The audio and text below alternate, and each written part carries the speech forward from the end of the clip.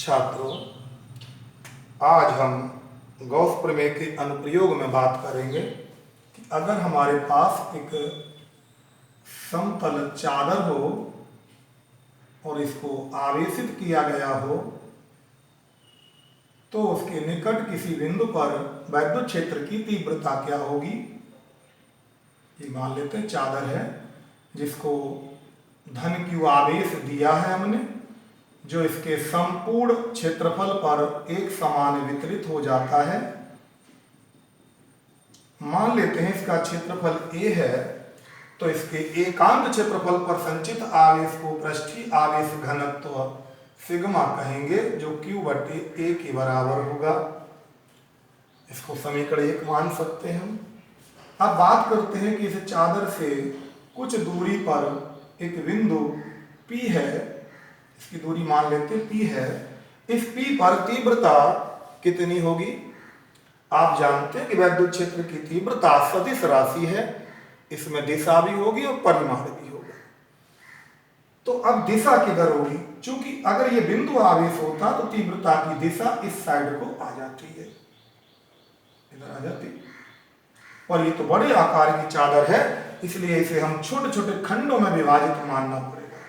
अब हमने मान लिया कि इस बिंदु O से दोनों तरफ बराबर दूरी पर, ये x दूरी पर इधर भी और x दूरी पर इधर भी, दो छोटे से खंड हैं, इसके पृष्ठखंड हैं जिनका क्षेत्रफल dA है सपोज। तो इन पर संचित आवेश भी बराबर होगा और वो सपोज dQ होगा मान लेते हैं। तो इनसे इस बिंदु P की दूरी भी समान होगी। हम ये कह सकते हैं कि ये दूरी भी समान हो गई यहां से यहां तक। अगर ये R है और ये X है तो चूंकि ये 90 अंश का कोण है, इसलिए इस दूरी को हम R वर्ग धन X वर्ग कह सकते हैं। ये वाली दूरी भी इतनी होगी, R वर्ग धन X वर्ग।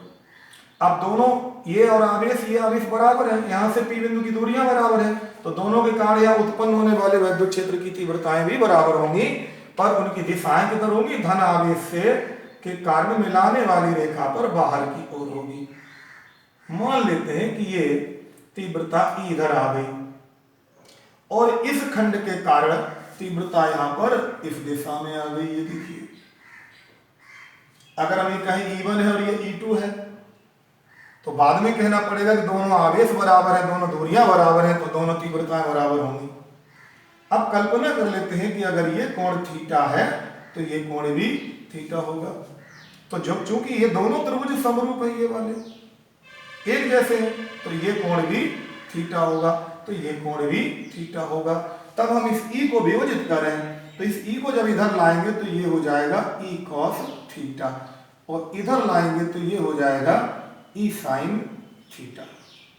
अब इस E को वियोजित करें तो इधर आएगा E cos थीटा और इधर आएगा, ये देखिए, E sin थीटा।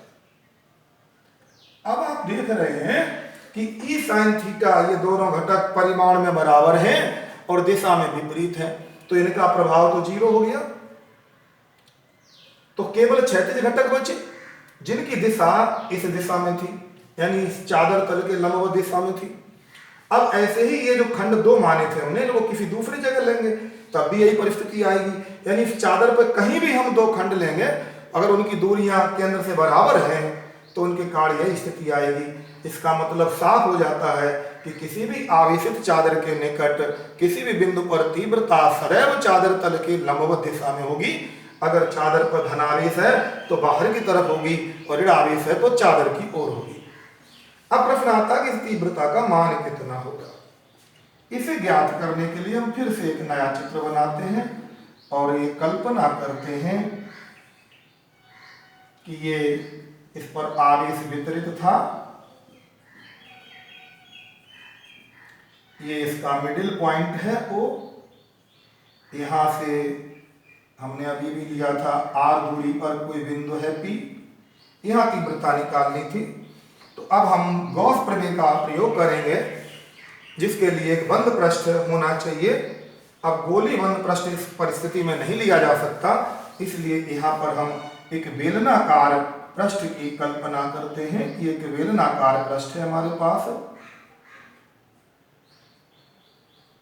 जिसके 3 पृष्ठ होते हैं बेलनाकार पृष्ठ के, 2 वृत्त जैसे, एक इधर होगा और एक इस साइड को होगा।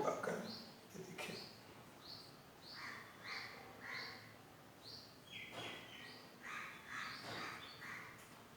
मान लेते हैं इसका ये मध्य बिंदु Q है और इसकी भी ये दूरी जो है यहां से R है, यानी P और Q बिंदु की दूरियां बराबर है दोनों। ये बेलनाकार बंद पृष्ठ इस चादर को घेरता हुआ पार जा रहा है। जैसे उदाहरण के लिए हाथ हमारा चादर है और इसके आगे एक बिंदु P है, तो यहाँ पर तीव्रता निकालनी थी। गॉस प्रमेय के लिए बंद काल्पनिक पृष्ठ चाहिए था, तो हम इस पेन को बंद पृष्ठ मान लें। तो इस तरह से पेन को रख लें कि एक वृत्तीय पृष्ठ ये P पर आ गया और एक ये वाला Q पर पहुंच गया और ये चादर को घेर के पार निकल गई। अगर इसका क्षेत्रफल स्मॉल a है, ये मान लिया जाए, तो इसका भी क्षेत्रफल स्मॉल a होगा, इसका भी क्षेत्रफल स्मॉल a होगा। हम ये कह सकते हैं चूंकि P और Q बिंदु की दूरियां बराबर हैं, तो यहां पर उत्पन्न होने वाले वैद्युत क्षेत्र की तीव्रताएं भी बराबर होंगी। चूंकि चादर तल के लंबवत है ये, अब यहां पर इस क्षेत्रफल वेक्टर a जो है ना, इसकी दिशा किधर है? तल के लंबवत, यानी E की दिशा में है, A वेक्टर की दिशा। तो यहाँ पर थीटा इक्वल टू 0 अंश हो गया। यहाँ पर भी यही स्थिति हो गई इसकी, A की दिशा इधर ही हो गई। जब दिशा इधर हो गई तो थीटा इक्वल टू 0 अंश हो गया। पर जब हम इस पृष्ठ की बात करते हैं, अगर हम ये कहें कि ये पृष्ठ S1 है, ये पृष्ठ S2 है और ये पृष्ठ S3 है हमारा, तो यहां पर तीव्रता तो इधर को होगी E डैश, और क्षेत्रफल का वेक्टर इधर को होगा A डैश, हमारा इधर को होगा। तो यहां पर इन दोनों के बीच का कोण जो है वो हो जाएगा 90 अंश का। यहां पर अब हम इस बंद पृष्ठ से कितना वैद्युत फ्लक्स निकल रहा है इसे निकालते हैं। चूंकि ये बंद काल्पनिक जो पृष्ठ था, बंद काल्पनिक पृष्ठ से जो बद्ध वैद्युत फ्लक्स है वो 3 जगह बटा हुआ है, इसलिए हम इसको φ1 धन, φ2 धन, φ3 लिख लेते हैं। एक इस φ1 इसका, φ2 इसका, φ3 इसका। अब तुमने पढ़ा है सूत्र, चूंकि जो फाई है ना, ये बराबर है E dot dA cos theta, तो इसलिए यहां सीधे रख देते हैं फाई बराबर, φ1 की जगह रख देते हैं E1 dA1 cos theta 1 plus, या इसको इस तरह लिख दीजिए, ऐसे भी लिख सकते हो,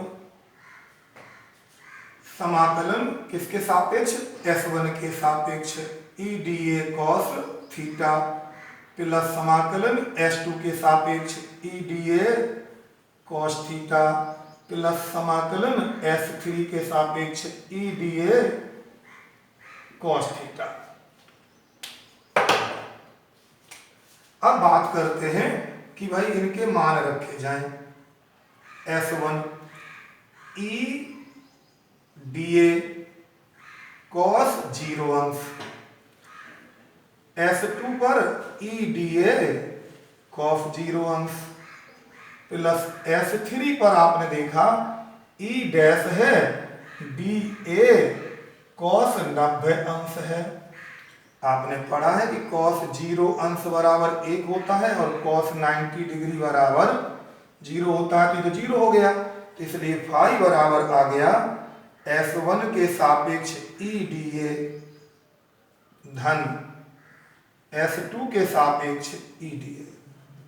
आपने पढ़ा है कि dA जो है S1 पे A माना है और S2 पर भी A ही है, तीव्रता दोनों जगह बराबर है, तो इसलिए इसको लिख सकते हैं E समाकलन dA धन E समाकलन dA बराबर 2e समाकलन dA।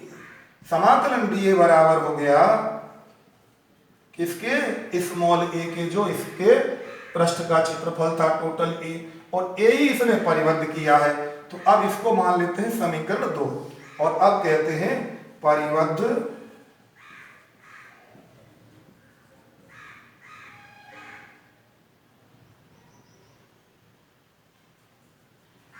चादर का क्षेत्रफल स्मॉल a है, अतः परिबद्ध